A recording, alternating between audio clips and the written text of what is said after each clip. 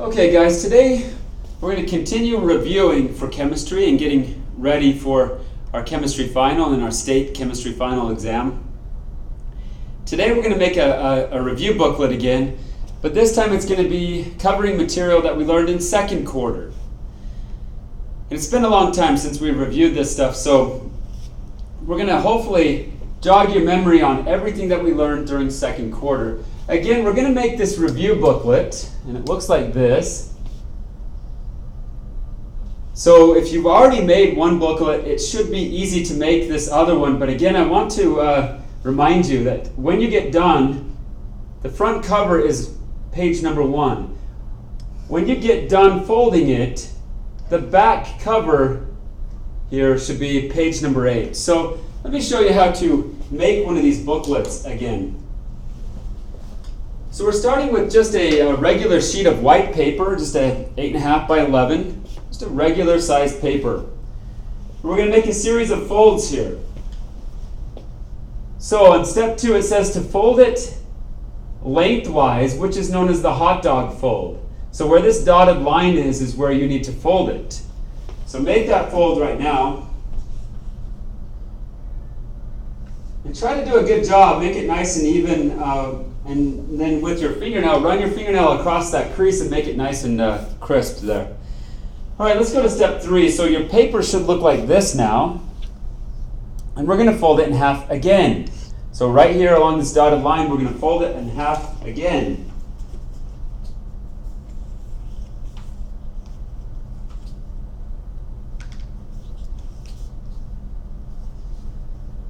Okay. Now let's go to step 4. So your paper should look like this right now. We're going to fold it in half again along this dotted line.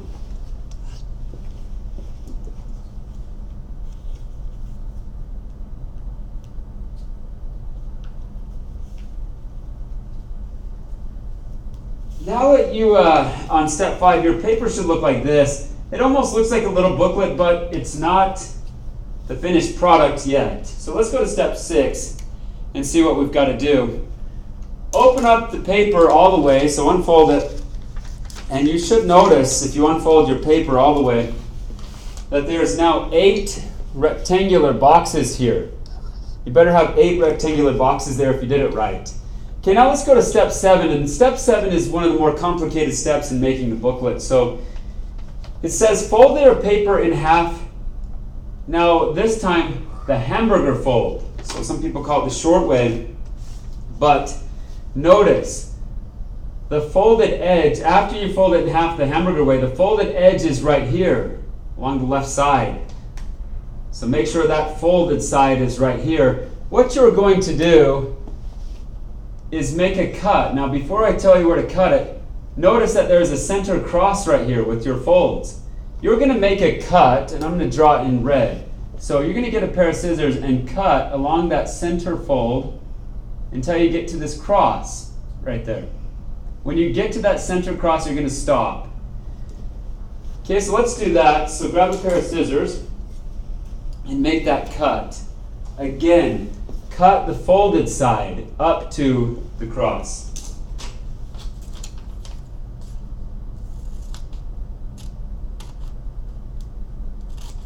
All right, and then once you've made that cut, you're going to open up on step 8, unfold the paper all the way, and you should have what looks like this, kind of a little opening in the middle of your paper from the cut that you just made. Now, we're going to make another fold here. You're going to fold it in half the hot dog way or the long way, and it should look like this on step number 9. Your paper should now look like this. What we're going to do is push the sides together, and you're going to notice that this little diamond shaped opening is going to start to get wider. So you're just going to keep pushing. On step 10 it says keep pushing these sides in, and you're going to notice this diamond now gets larger. Well, keep pushing it all the way in, and then when you get that the sides are touching, you're just going to fold it over on itself and make the finished product. So just keep pushing and then fold it over on itself. Lay it down flat on your desk and make it nice and flat, and then make some nice folds there or creases so that your book is nice and flat. Okay, now we've got our booklet. We're ready to fill it up with some information, but before we do, I want you to title it, or I mean not title it, but put page numbers to it. This cover page is page number 1, so just with your pencil or pen, make a small number here. Don't take up much space, but number 1. Page 2 will be the inside of the front cover. Then we're going to have page 3. 4 will be the inside of that one. Then we got 5. 6 will be on the other side of that, and 7. And then if you did it correctly on the very back, this should be page 8. So if your booklet has 8 pages, you did it right and you're ready to move on. So here's what I would like you to write on page number 1. I want you to title this cover page, Chemistry Second Quarter Review. Now all of this has got to fit on this cover page, and I know it's a lot of information. You might want to turn it so that it's landscape view, and maybe you can get a longer area to write all this, and that might help you. So title it Chemistry Second Quarter Review. We're going to make a rough kind of drawing of the periodic table. So take some time and draw your periodic table like this, okay? Now, as you're drawing it, I'm just going to talk about some of the most important things that we learned in second quarter. We talked about the periodic table and we named all the different families. So this first group is called the alkali metals. The second group is called the alkaline earth metals. This block of elements right here is called the transition metals. I want you to draw in a staircase. The staircase is very important. It separates your non-metals from the metals. So it's what separates it. If an element is touching the staircase, we said it was a semi-metal. Now we had 2 more families. Group 17 was called the halogens, and group 18 is called the noble gases. Some other information that I think you should know. For group 1, they have 1 valence electron. Group 2 has 2 valence electrons. We're going to skip the transition metals. Group 13 has 3 valence electrons, and it keeps going up all the way to the noble gases, which have 8 valence electrons. Except for, of course, helium, which has only 2 electrons, so 2. You should also know the charges. Group 1 is going to form a +1 charge. Group 2 is +2. Group 13 here is +3. Group 14 is ± ±4. Group 15 is -3. Group 16 is -2. Group 17 is -1. And group 18 does not form a charge, so 0. It may be more important than just knowing the charges is understanding why does group 1 form a +1 charge, and that's because it has 1 valence. Remember, everyone wants to have a noble gas configuration or 8 valence electrons. So ask yourself, is it easier for group 1 to lose 1 valence or gain 7 more to become like a noble gas? It's easier for these guys to lose 1 valence electron, and that's what they do. When you lose a valence electron, that makes you have a +1 charge now. If we contrast that to the halogens, it's easier for them to just gain 1 more electron to become like a noble gas rather than lose 7. So they gain 1 more. When you gain 1 more valence electron, then you have a -1 charge. We also have this block of elements below the periodic table, which we call the inner transition metals, and they fit inside right here. They're brought out so that we can decrease the width of the periodic table. Okay, one more thing to put. Above the staircase is where the nonmetals are formed or found. These are the nonmetals. And below the staircase, so everything below this staircase, is where the metals are found. So what you notice is that most of the elements on the periodic table are metals. Okay, hopefully you will be able to remember all of that information. That's all of the stuff that goes on page 1. So let's go to page 2. I want you to title page 2. Now this is the inside of the front cover, page number 2. I want you to title it Ionic Bonds. We talked about chemical bonding a lot, and we started with these, which are called ionic bonds. So again, all of this information needs to fit on page 2, so you're going to have to write kind of small. So in ionic bonds, the valence electrons are transferred from the metal to the nonmetal. Very important, the valence electrons are completely transferred from the metal to the nonmetal. Here's an example of what we're talking about. When we form sodium chloride, how does that form? Well, sodium has 1 valence electron. Chlorine has 7. So again, they're going to combine so that they have 8 valence electrons between them. And so what will happen, sodium will actually transfer this electron over to chlorine. It actually gives it to chlorine. And when sodium gives its electron to chlorine, now it's got a +1 charge. When chlorine gets that extra electron, now it has a -1 charge. It's got an extra electron, which is negative. And so what that forms is ions. And that's why it's called ionic bonding. Sodium's +1 charge and chlorine's -1 charge. Well, think about what happens between oppositely charged particles. They attract each other. Opposites attract. And so that is what's holding the sodium to the chlorine, is that force, this opposite attraction force here, is holding the sodium atom next to the chlorine atom, and that forms an ionic bond. Ionic bonds always occur between a metal and a nonmetal. So if you've got something below the staircase bonding something above the staircase, that's going to be an ionic bond. Opposite charges attract. So opposite charges attract each other and hold the metal and the nonmetal atoms together.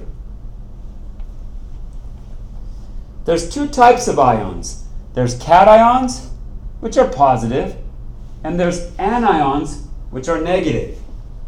So this sodium, which is a +1, would be a cation. Chlorine, which is a -1, is an anion. And again, that's why it's called ionic bonding, is because ions are binding together there. Okay, so hopefully that helps jog your memory a little bit about ionic bonds. Let's go to page 3. Page 3, I want you to title it Naming Ionic Compounds. We spend a lot of time in the second quarter naming them, figuring out how to name these guys. So we did it a couple ways. There's either we went from the formula to the name, or the name to the formula. So let's start talking about this one here, when we go from the formula to the name. Remember that we always name the metal first. So you name the substance that's below the staircase first, and then we named the nonmetal. Also, we changed the suffix of the nonmetal to IDE. We changed the suffix, which is the last part of the name, to IDE. An example of this, NaCl. How would we name it? This is the formula. Now we're going to go to the name. So you name the first one. This is the metal, sodium. You don't change its name, you just write it out, sodium. Now for the nonmetal, you keep its prefix, so chlorine. Chlorine is the element, but you'd have to change the suffix to IDE. So it's not sodium chlorine, it's sodium chloride. And that's true of all ionic compounds. You're going to name the metal first, followed by the nonmetal, but you change the name of the nonmetal, its suffix, to IDE. All right, now let's talk about how we go from the name to the formula. So we write the charges of the elements above the name, then use the crisscross method. So right here, it's given us the name calcium chloride. What I would like to see you guys get in the habit of doing is write the charge above the name. So calcium, it's in group 2, has a +2 charge. Chlorine, which is in group 17, has a -1 charge. So you write those charges right above the name. Then we did this crisscross method, where you take the number, not the sign, just the number, and crisscross it. So what that means is that calcium, this 1 comes down by calcium. So when you write the symbol here, calcium is Ca, there's a 1 that goes here. But we don't write 1s in chemistry, they're implied. The 2 comes down by chlorine. So what that means is you're going to put a little 2 down by the chlorine. Now, when you use the crisscross method, you should always ask yourself, can you reduce it? And you have a 1 and 2, and 1's already as reduced as it can get. So this is our final answer. That is the formula for calcium chloride. Now think about it. Why is there 2 chlorines here? Well, chlorine only has a -1 charge, so it's got to take 2 of them. That gets us to a -2 charge. Calcium is already at +2, so that's why there's just 1 of them. We're trying to balance these charges between the 2 elements. Okay, so hopefully that helps you remember how to name ionic compounds. Let's go to page 4. Page 4, I would like you to title it, Naming Ionic Compounds with Transition Metals. So if it had a transition metal, there's a little bit of a wrinkle to it. So let's learn how to do that. Like it says, when naming ionic compounds with a transition metal, the charge of the transition metal is given in Roman numerals inside parentheses. So these Roman numerals tell us the charge of that transition metal. So for example, iron 2 chloride. This 2 in Roman numerals inside this parentheses tells us that the charge of iron is +2. So the iron has a +2 charge. Now let's go from the name to the formula. If they told us lead 2 nitride, again, we're going to write the charge above the name of the element. Since this is lead 2, that Roman numeral is telling us that lead is +2. Remember, transition metals can have a lot of different charges. So they've got to tell you in parentheses with Roman numerals what the charge actually is. Nitrogen, which is nitride, has a -3 charge. When you do the crisscross method, the 3 comes down by lead. Lead symbol is Pb, that's why 3 goes there. Nitrogen symbol is N, and the 2 is coming down there, so we put a 2 down by the nitrogen. And you cannot reduce a 3 and 2, that's already reduced as much as it gets. So that's our answer. Okay, so hopefully that helps review how to name ionic compounds with a transition metal. Let's go to page 5. I want you to title page 5, Covalent Bonds. So in covalent bonds, the valence electrons are shared between the 2 nonmetal atoms.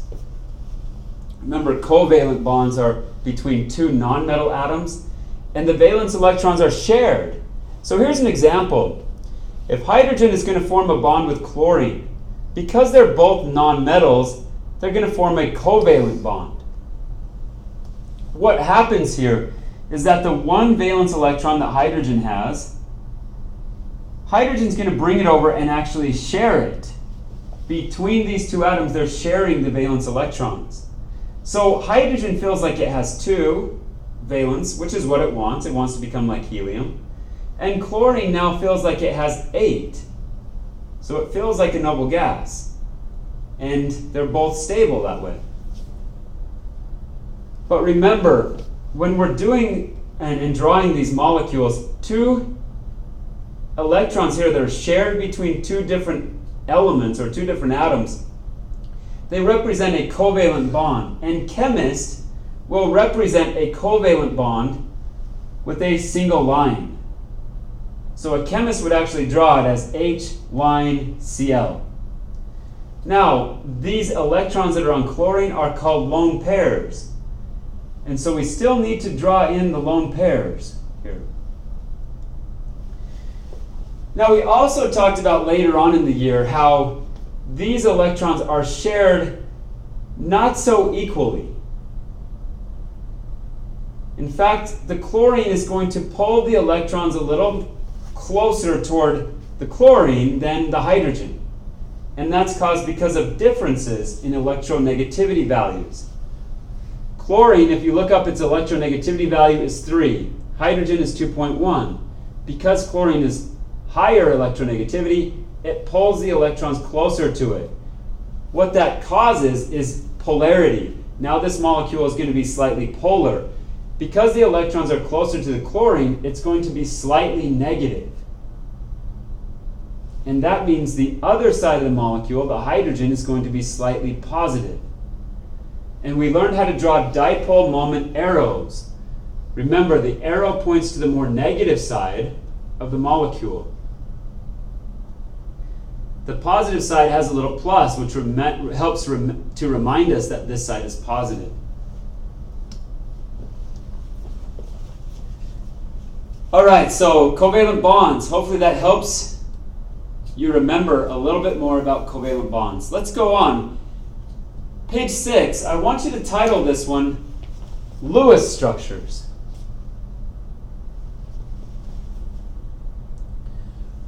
So remember that Lewis structures, we draw the electron dot structures, and then we just combine it for a molecule.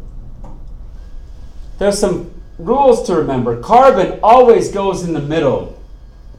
Carbon will always go in the middle, and hydrogen never does when you're drawing Lewis structures. And make sure that all atoms obey this octet rule. They've got to have 8 valence electrons. Now I wanted to go through some examples of Lewis structures, but let's do it also talking about the molecular geometries that we learned in class. We learned 5 of them. There's linear, bent, trigonal planar, trigonal pyramidal, and tetrahedral. So I've drawn the Lewis structure here for CO2. Notice that CO2 is in a straight line, or it's linear. So it is a linear molecule. All of the elements here obey the octet rule. It feels like they all have 8 valence electrons. Let's go to bent. Water. I want you to remember, this is so important. Water is a bent molecule. If you draw its Lewis structure, it looks like this, and this is why it's bent. A lot of people draw it linear when they put this hydrogen out here to make it in a straight line, but that's not true. Water is bent in its geometry. Trigonal planar. You don't see these very often. Boron is an exception to the octet rule. It only has 6 valence electrons here, but that's okay. Trigonal planar. Let's go to trigonal pyramidal. You see this more often with ammonia here. Notice the hydrogens never go in the middle. So if you've got hydrogen, never put them in the middle of your Lewis structures. This is trigonal pyramidal. And then finally, tetrahedral is when the central atom has 4 atoms attached to it. If it's got 4 atoms attached to it, it's going to be tetrahedral. And methane, CH4, is a tetrahedral molecule. Okay, so hopefully that helps you remember Lewis structures and also some of the geometries that we talked about. Let's go to page 7. I want you to title page 7, Metallic Bonds. In metallic bonds, the valence electrons are shared in what is known as a sea of electrons between the 2 metal atoms. So that's what forms a metallic bond, is 2 metal atoms. And that's kind of easy to remember because they're both metals. But they share their valence electrons in a sea of electrons. We also talked about properties of metals. I want you to know these 6 properties of metals. Number 1, metals are very good conductors of electricity. They conduct electricity very well. Number 2, they conduct heat also Metal, if you know, maybe you've done some welding before, but if you're welding on a piece of metal, you got to be careful about grabbing it, even a large distance away, because that heat can transfer through the metal very quickly, and that's because metals conduct heat very easily. Metals are malleable. Malleable just means you can hammer them into different shapes. You heat them up and you can hammer them into different shapes, or hammer them even into thin sheets. That means it's malleable.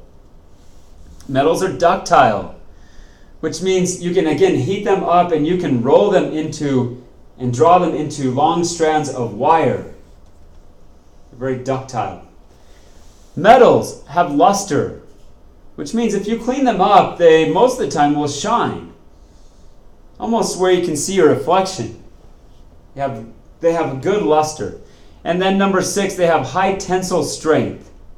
High tensile strength just means they're very strong. They're not easily broken. So you can't grab an iron bar and just easily break it. They're not brittle. They have high tensile strength. They're very strong. All right, that's page 7. Let's go to page 8, which is the back cover. This is the last page. And I want you to title it Chemical Reactions. So we finally started talking about chemical reactions at the end of second quarter. We learned that there's 5 signs that a chemical reaction has occurred. So we looked for these 5 signs. Number 1, a change in temperature. If it heats up or it cools down, that's a pretty good sign that a chemical reaction happened. Number 2, change in color. If you saw a color change, pretty good indication that a chemical reaction occurred. Formation of gas bubbles. Number 4, appearance of a solid, which we call a precipitate. So if you put 2 liquids together, and we did a lab on this, and it formed a precipitate, which is a solid from 2 liquids, then that's one of the signs of a chemical reaction. And then finally, number 5, if it produces odor or some kind of smell, that's also a sign that a chemical reaction occurred. Okay, we learned that in chemical reactions, the atoms are rearranged to form new compounds or molecules with new chemical properties. So we actually form something new when we do a chemical reaction. And here's what I'm talking about. CH4 plus 2 O2s. If you mix them together, and this is a combustion reaction, you light them on fire, it will form the products, carbon dioxide and water. Notice, the same elements are here. We've got carbon, hydrogen, and oxygen. But the way that they are arranged on the product side is different. They form something new entirely. And that's what happens in chemical reactions. We form something new. All right, we came and we studied chemical equations. On a chemical equation, what's on the left side of this arrow right here, what's on the left side are called reactants. What's on the right side of the arrow is what we produce, so they're called products. We talked about the law of conservation of mass, which says that the reactants have the same mass as the products. So if you took the mass of these molecules here and added them up, it's going to have to equal the mass of the products. You cannot create nor destroy mass. So whatever the mass of the reactants are has to equal the mass of the products. All right, so hopefully that's a pretty good review of what we talked about in second quarter. Like I said, with the first quarter booklet, hopefully you can use this little booklet as you go through your review exercises, and that they will help you prepare for the final exams.